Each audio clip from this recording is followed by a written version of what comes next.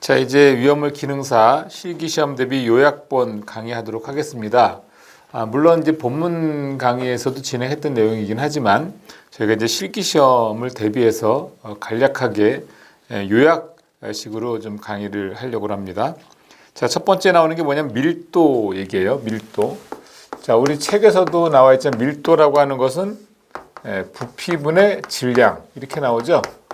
그래서 우리가 보통 영어로 표현하면 이제 볼륨이죠. 볼륨. 부피는 볼륨이고 질량은 매스 이렇게 표현하게 되는데 제가 아마 본문 강의할 때도 하트를 생각하고 화살표, 큐피드 화살을 쏴라.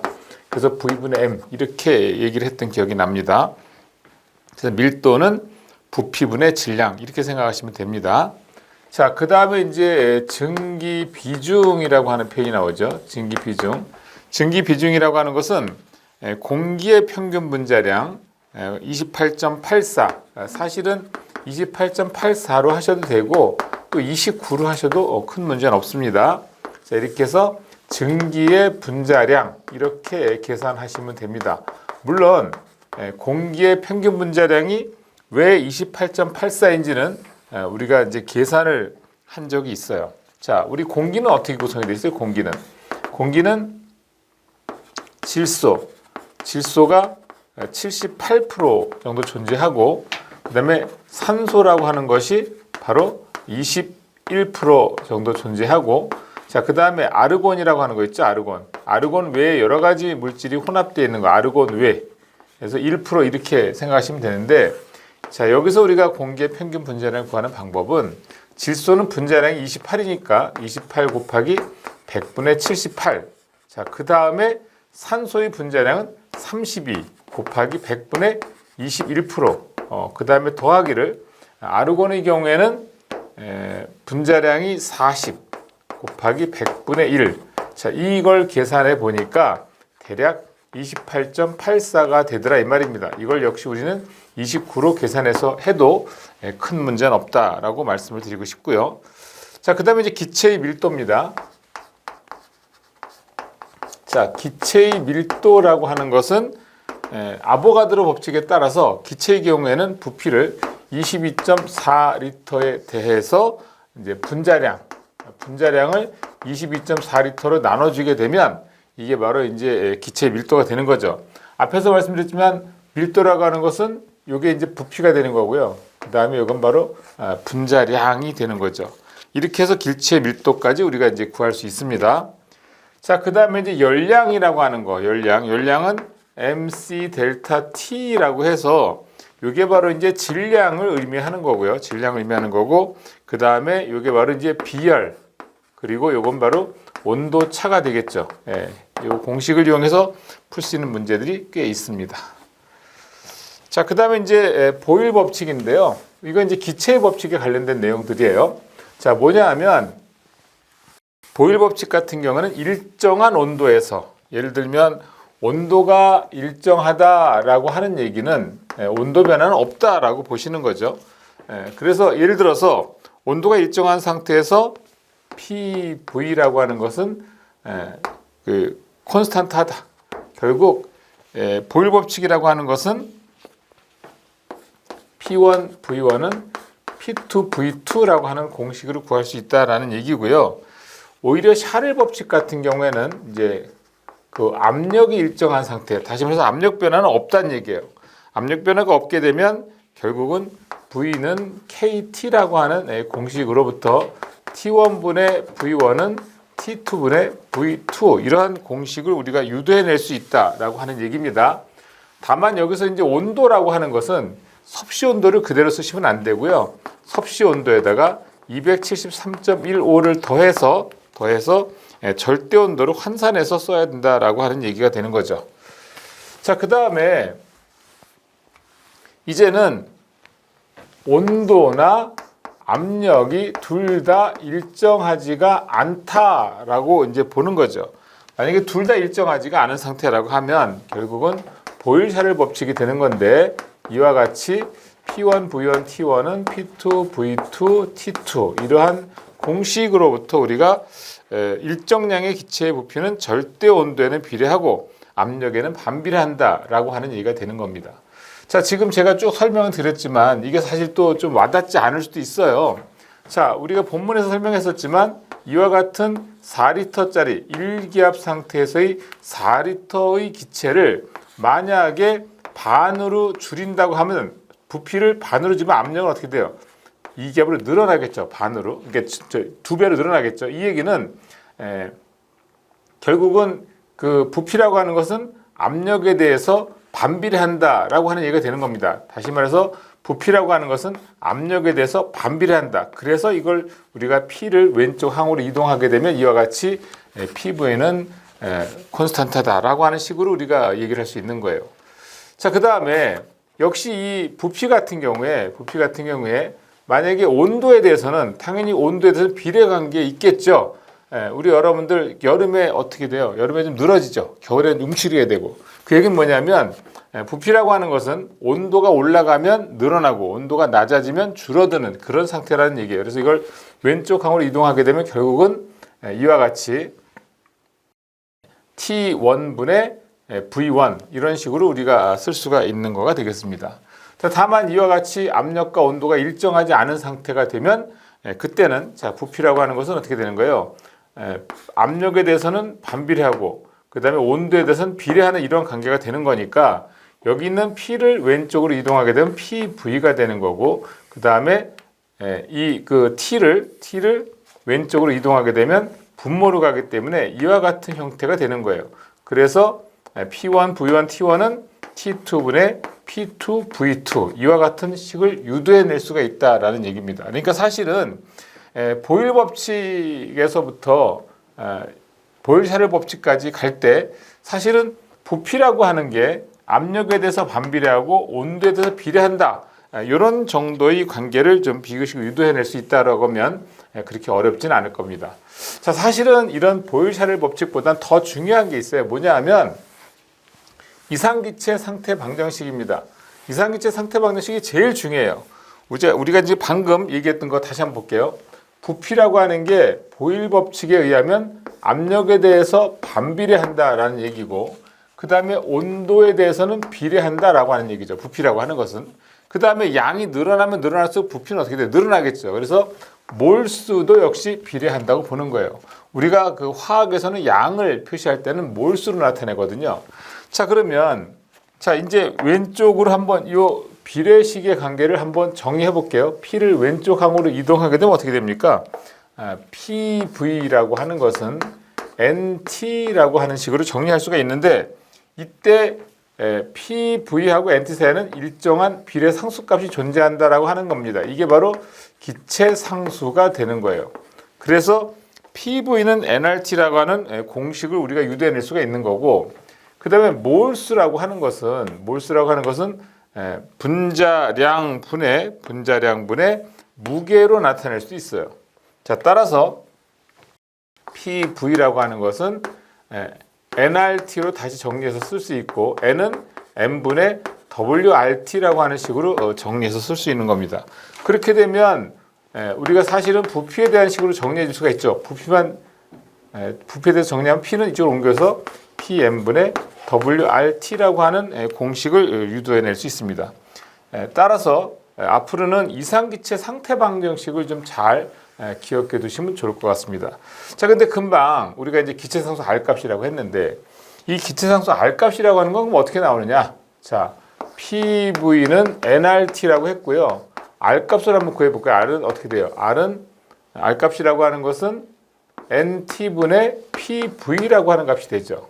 그럼 이건 사실 이상기체라고 하는 것은 0도씨 1기압에서 22.4리터에는 6.02 곱하기 10의 23승계의 원자 분자 이온의 개수가 있다라고 하는 게 바로 아보가드로 법칙인데 이걸 이 위에다가 지금 넣어보고 정리해 볼게요. N은 이게 1몰이란 말이에요. 이게 1몰이에요.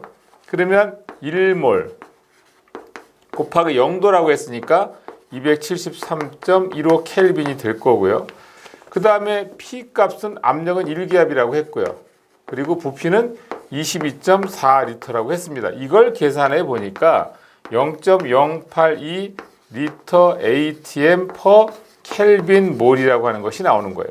그래서 기체상수 R값을 0.082 리터 ATM per 켈빈 몰이라고 하는 것이고, 책에서는 그 외에 단위가 달라지는 것에 따라서 R 값이 달라지는 것을 다시 한번 설명하고 있습니다.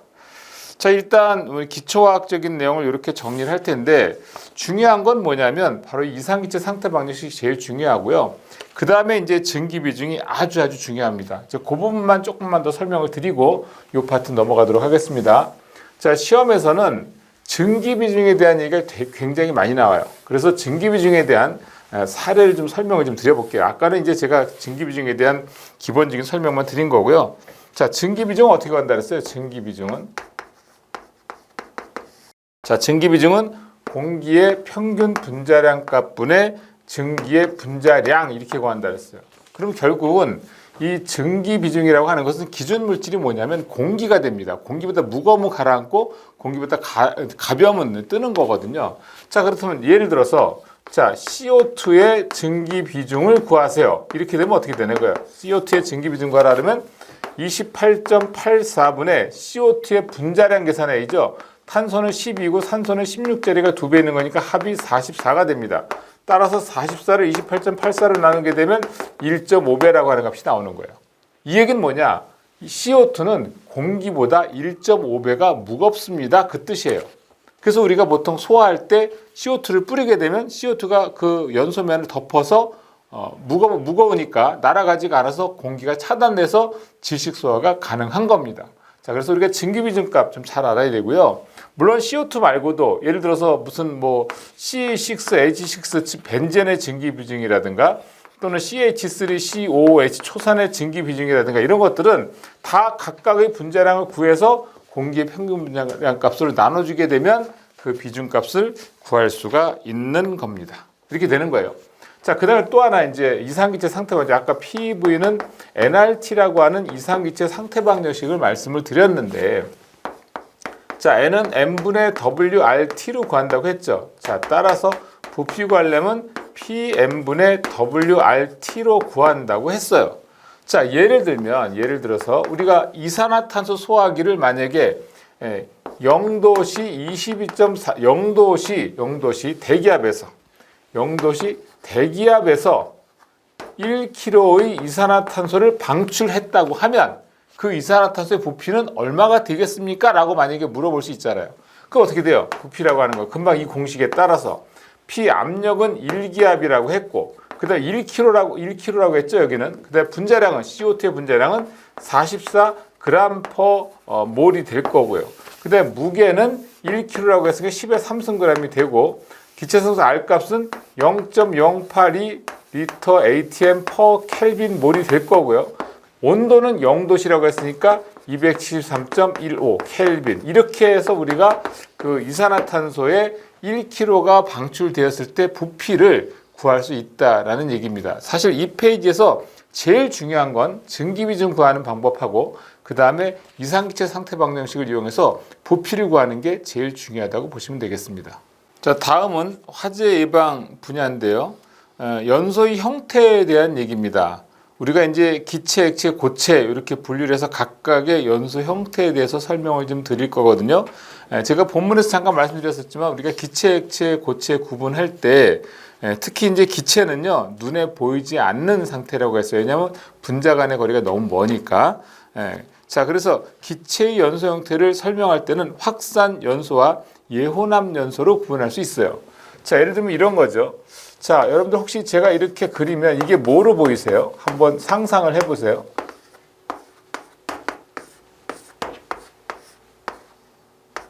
뭘로 보이시죠, 이게?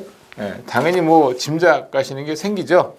지금 보시면 중간 밸브고 가스레인지입니다.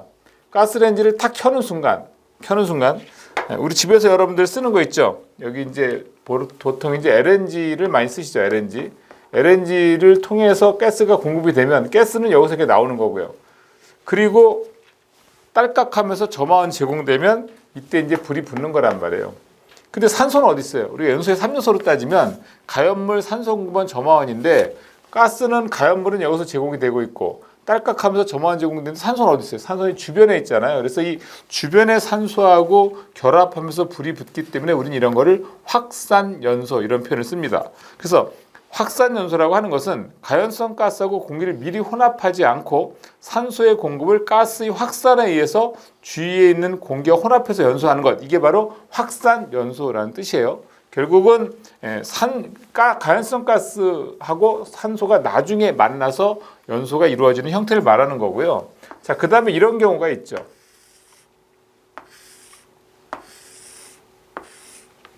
여기서 불이 붙는 경우가 있는데 뭐냐면 자, C2H2라고 하는 아세틸렌 가스하고 산소가 별도로 들어도 하나의 관을 만나면서 만나지는 거예요. 합쳐지는 거예요, 여기서.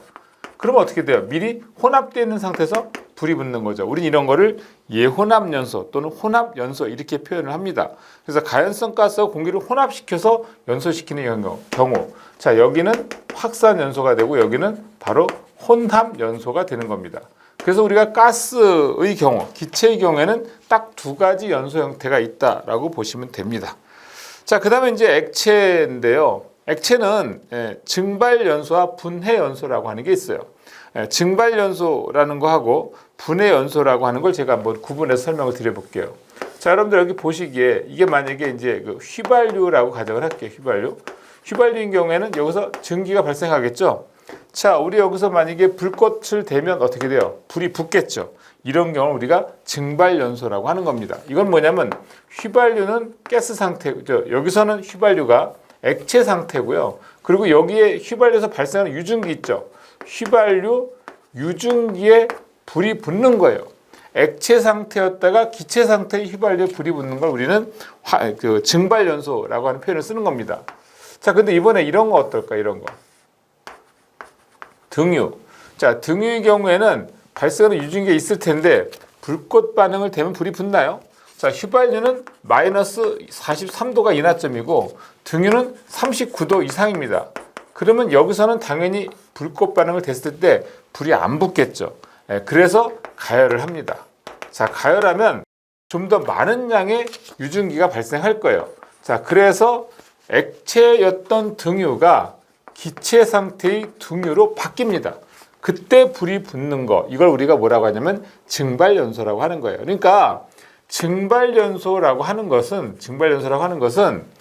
상변화를 통해서 불이 붙는 걸 증발연소라고 해요. 액체 휘발유가 기체 휘발유가 된 상태에서 불이 붙는 게 바로 증발연소입니다. 액체 등유가 기체 등유가 돼서 불이 붙는 게 바로 증발연소가 되는 거예요. 여기서 가열을 했지만 가열에 의해서 액체 등유가 기체 등유가 된 거예요. 자, 그런데 여기 예를 들어서 중유, 헤비 오일입니다. 자, 여기서는 처음에 당연히 불이 안 붙겠죠. 그래서 가열을 합니다. 자, 가열하게 되면 가열에 의해서 액체 중유가 기체 중유로 되는 게 아니에요. 여기서는 액체 중유가 가열을 하게 되면 이때는 여기서 뭐가 나오냐면 각종 가스가 발생합니다. 이때 발생하는 가스에는 C2H2, 벤젠 또는 메테인 이런 등등 여러 가지 가스, 액체 중유가 기체 중유로 되는 것이 아니라 액체 중유가 다른 가스로 변질돼서 열분해가 돼서 불이 붙는 거예요. 이런 걸 우리는 분해연소라고 합니다. 분해연소. 그래서 여러분들 증발연소는 액체가 기체로 상변화만 된 거예요. 상변화. 물질이 달라진 게 아닙니다. 그런데 분해연소는 액체에서 기체로 됐을 뿐만 아니라 물질도 쪼개지는 분해 과정이 생긴 거예요. 이것도 생기고 이 분해 과정도 생긴 거. 이런 걸 우리가 분해연소라고 하는 겁니다. 그러니까 우리가 명백하게 얘기하면 분해라고 하는 건 열분해라고 하는 것은 물질이 쪼개졌다라는 뜻이에요. 여기서는 열분해에 의해서 물질이 쪼개진 게 아니에요. 액체 등유가 그냥 기체 중유가 됐을 뿐이고 여기서는 액체 중유가 다른 물질이 가스로 물질이 쪼개졌기 때문에 우리가 분해연소라고 하는 표현을 쓰는 겁니다. 자, 그래서 보통 휘발유나 알코올 같은 것들은 증발연소라는 표현을 쓰는 거고요. 중유나 타르 같은 거, 다시 말해서 비휘발성이거나 끓는 점이 높은 그런 가연성 액체의 경우에는 먼저 열분해를 통해서 물질이 쪼개진 다음에 연소하는 거기 때문에 우리는 분해연소라고 하는 표현을 쓰는 겁니다. 자, 이렇게 좀 기억을 해두시면 좋을 것 같습니다. 자, 그 다음에 이제 고체연소입니다. 고체연소는 표면연소와 분해연소와 증발연소 그리고 내부 연소로 나눠지게 되는데, 여러분들 우리 보통 이제 고깃집에 가면 석탄 같은 거 태우잖아요. 태우면 겉에서부터 타들어가는 거예요. 공기와 맞닿는 표면에서부터. 다시 말해 석탄이 이렇게 있으면 처음에 불이 붙을 때는 요 가장자리, 산소와 맞닿는 요 부분이 불이 붙는 거고, 이게 다 타면 그 다음 가장자리로 불이 붙는 거예요. 또 이렇게 해서 표면에, 다시 말해서 공기와 맞닿는 부분에 불이 붙어 들어가는 상태를 우리는 표면 연소라고 하는 표현을 쓰는 겁니다. 그래서 표면 연소라고 하는 게 있고요. 그래서 목탄이나 코크스나 금속분 같은 경우는 우리가 표면 연소라는 표현을 씁니다. 자, 그 다음에 목재, 석탄, 종이. 자, 이거는 나중에 영상으로도 여러분들이 확인해 보시면 알 텐데요. 제 영상에 들어오셔서 종이가 연소하는 걸 한번 보세요. 종이를 태우면 마치 종이가 타는 것 같지만, 종이를 태우면 거기서 나오는 가연성 가스에서 불이 붙습니다. 다시 말해서 종이가 쪼개지는 거예요. 열분해되면서 다른 물질로 변해지면서 불이 붙는 거기 때문에 이런 걸 우리가 분해연소라고 합니다. 분해연소. 이 영상은 제가 그 유튜브 채널에서, 현송의 위험물성 유튜브 채널에 제가 공개를 해놨으니까 종이의 그 연소 형태를 한번 살펴보시면 종이가 분해연소라고 하는 것을 알 수 있습니다. 그러니까 종이를 태우면 고체 종이가 기체 종이가 되는 게 아니라 고체 종이가 가연성 가스로 쪼개지면서 분해되면서 불이 붙는 거라서 우리는 그런 거를 분해연소라고 하는 표현을 쓰는 겁니다. 자, 그 다음에 이제 증발연소라고 나오죠. 황이나 나프탈렌, 양초, 장르 이런 것들인데, 여러분들 황 같은 것도 영상에서 제가 이제 공개를 해놨는데, 황을 태우면, 열을 가하면 고체황이 기체황이 되는 거예요. 그래서 녹은 다음에 발생하는 유증기에 불이 붙는 건데, 우린 그런 거를 증발연소라고 합니다. 다시 말해서 고체황이 기체황으로 상변화만 이루어진 거예요. 그래서 우린 그런 거를 증발연소라고 하는 겁니다. 아까 우리가 액체의 연소 형태에서 말씀드린 것처럼 상변화만 일어나는 것은 증발연소라고 하는 거고, 물질이 달라지지 않았거든요. 자, 그래서 황이나 나프탈렌이나 양초, 장내 같은 것들은 증발연소라고 하는 표현을 쓰는 거고요. 자, 그 다음에 내부연소, 다른 말로 얘기해서 자기연소라고 하는 건데, 이거는 물질 자체의 분자 안에 산소를 함유하고 있는 물질이 연소할 때 산소 공급을 별도로 필요하지 않아서, 그래서 이제 내부에 있는 산소를 소비하면서 타기 때문에 내부연소 이런 표현을 씁니다. 그래서 화약 같은 거, 이런 것들을 예를 들 수 있어요. 그래서 질산 에스터류나 나이트로 함유류 같은 것들이 바로 내부연소라고 보시면 됩니다. 전체적으로 기체는 확산, 이온암 연소가 있는 거고, 액체는 증발, 분해연소 두 가지가 있는 거고, 고체는요 표면, 분해, 증발, 내부 이렇게 네 가지가 있다고 하는 거 반드시 기억해 주시기 바랍니다. 특히 이제 고체의 경우에는 고체의 연소 형태에 대해서 물어보는 경우가 많거든요. 그래서 이건 좀 암기가 필요합니다. 자, 그 다음에 이제 정전기 에너지 구하는 식인데, 정전기라고 하는 것은 우리 옷 갈아입을 때도 번쩍하는 경우가 있죠. 그런 경우에 전압이 보통 한 5000V 정도가 되는데, 이러한 정전기 에너지는 2분의 1 CV 제곱은 2분의 1 QV라고 하는 공식으로 구할 수 있어요. 여기서 정전기 에너지라고 하는 것은 2분의 1에다가 그 다음에 정전 용량, 그리고 전압의 제곱을 곱해준 값과 그 다음에 2분의 1 곱하기 Q라고 하는 것은 바로 전기량이 되는 건데, 이 전기량하고 그 다음에 그 전압을 곱해주게 되면 바로 정전기 에너지가 구해지게 된다라는 거 기억하시기 바랍니다. 자, 그 다음에 이제 화재라고 하는 건데요. 화재는 아시다시피 정상적인 연소 활동이 아니에요. 소화할 필요성이 있거나 또는 뭐 꺼야 할 필요성이 있는 거, 그다음에 인적 물적 피해를 발생하는 거, 그런 걸 우리가 화재라고 하죠. 이런 화재를 보통 이제 A급 화재는 일반 화재라고 해서 연소 후에 재를 남기는 화재입니다. 여러분 그 목재나 우리 집이 타면 어떻게 해요? 재가 남죠. 그런 건 다 일반 화재, A급 화재라고 보시면 됩니다. 통상적으로 A급 화재는 냉각 소화를 통해서 끌 수 있고요. 그 다음에 이제 휘발유 같은 경우에는 재를 남기지가 않죠. 그런 경우에는 B급 유류 화재라고 해서 질식 소화를 시켜야 되는 경우고요. 자, 그 다음에 이제 C급 화재는 전기에 의한 발열체가 발화왕이 되는 화재인데, C급 화재는 소화하는 방법이 질식 소화가 되겠습니다. 자, 우리나라 화재 안전 기준에서는 D급 화재를 별도로 분류하진 않지만 어떻든 금속으로 인한 화재는 D급 화재, 금속 화재라고 기억해 두시면 되겠습니다. 자, 마지막으로 F급 화재인데요. 이거는 주방에서 많이 일어난다 그래서 키친파이어 약자를 써서 K급 화재라고 합니다. 이 K급 화재는 식용유 화재를 일컫는 건데 식용유가 기름이긴 하지만 B급 유류와는 조금 다른 연소 형태를 보이기 때문에 별도로 분류를 해놓은 겁니다.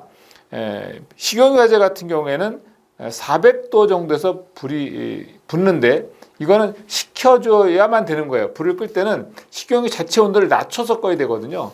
저도 직접 해보니까 식용유 화재 때 분말수화기를 뿌리면 처음에는 꺼지는 것처럼 꺼졌다가 다시 또 불꽃이 살아서 올라오는 경우가 있거든요. 그래서 식용유는 냉각 및 질식 소화를 해야 됩니다. 그래서 식용유 화재에 적합한 강화액 소화기를 써야 돼요. 사실 집에 강화액 소화기라는 게 따로 가지고 있지는 않죠. 그럴 때는 야채를 이용해서 배추나 무 같은 걸 넣어서 식용유 자체 온도를 낮춰서 불을 꺼야 됩니다. 그게 바로 냉각 소화가 되겠습니다. 금방 이제 제가 강화액이라고 하는 표현을 썼는데 강화액이라는 말을 어렵게 생각하시는 분들이 간혹 있어요. 자, 우리 유리는 잘 깨지죠. 그런데 유리에다가 화학적 처리를 해서 잘 깨지지 않는 강화 유리를 만드는 거죠. 그래서 베란다 유리, 자동차 유리는 전부 다 강화 유리입니다. 그런 것처럼 원래 물은 식용유에 침투가 안 되는데 물에다가 탄산칼륨을 넣어서 녹여주게 되면 그게 바로 강화액이 되는데 이 강화액은 식용유에 침투가 됩니다. 그래서 식용유 자체 온도를 낮춰서 끌 수 있는 거예요. 자, 그렇게 해서 주방 화재, K급 화재는 냉각 및 질식 소화라는 것을 기억해 두시기 바랍니다.